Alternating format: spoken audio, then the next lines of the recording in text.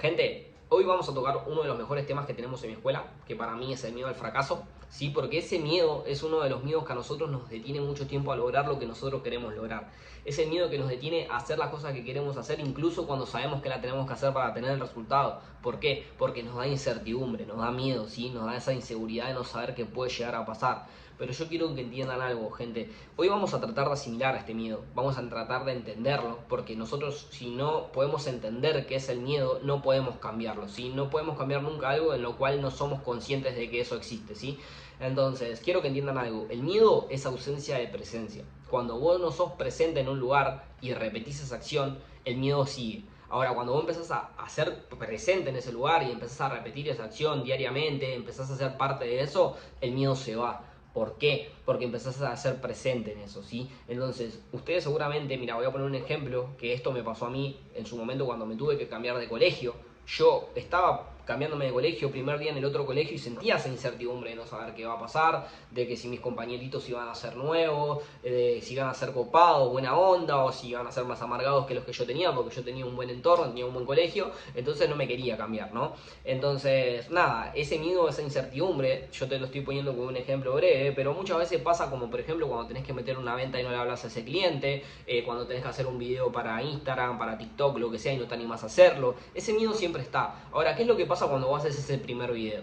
Empezás a ser más presente, te da miedo, pero lo haces igual. Empieza a alivianarse el miedo. Lo mismo pasa cuando vas al colegio. Fuiste el primer día, fuiste el segundo, fuiste el tercero, y no estuvo tan mal. No estuvo como yo pensé. ¿Por qué? Porque la mente nos juega muchas veces en contra.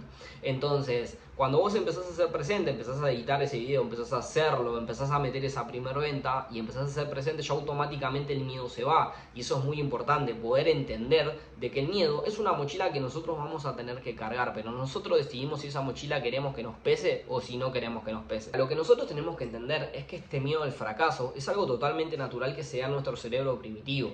Cuando nosotros pensamos en ese miedo, automáticamente pensamos en peligro o amenaza. Entonces automáticamente nuestro pensamiento de fracaso se asocia con el dolor y el rechazo que nos puede llegar a generar esa amenaza, ¿sí? ¿Por qué? Porque no somos presentes.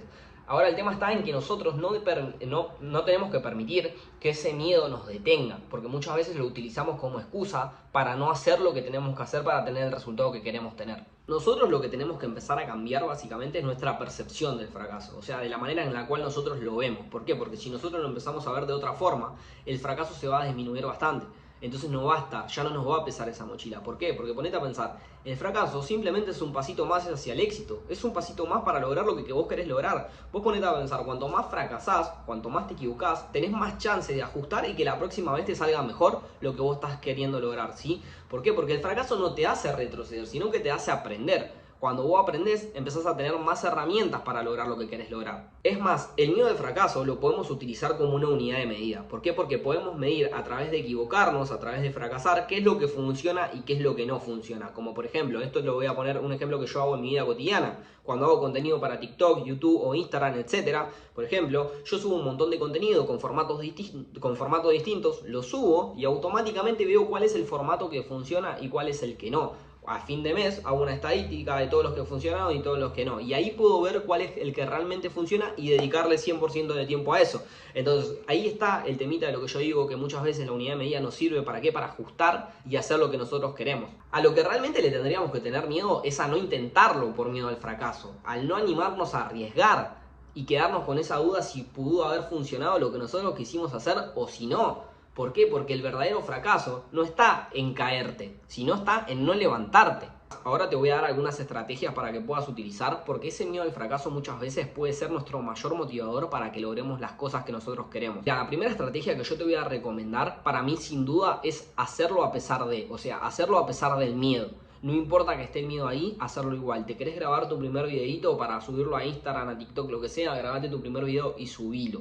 ¿Por qué? Porque enfrentar el miedo hace de que ese miedo pierda el control y que el control lo empieces a tener vos y que el miedo empieza a perder poder. Así que si querés hacer tu primera venta, contacta a esa persona igual. Si querés hacer tu primer video, haz ese video igual, porque eso te da mayor control. La segunda estrategia que te recomiendo, que para mí es fundamental, es empezar a dividir tus metas grandes en metas más chicas. ¿Por qué? Porque muchas veces al tener metas muy grandes se nos hacen inalcanzables o nos da miedo de si lo podemos llegar a lograr o no.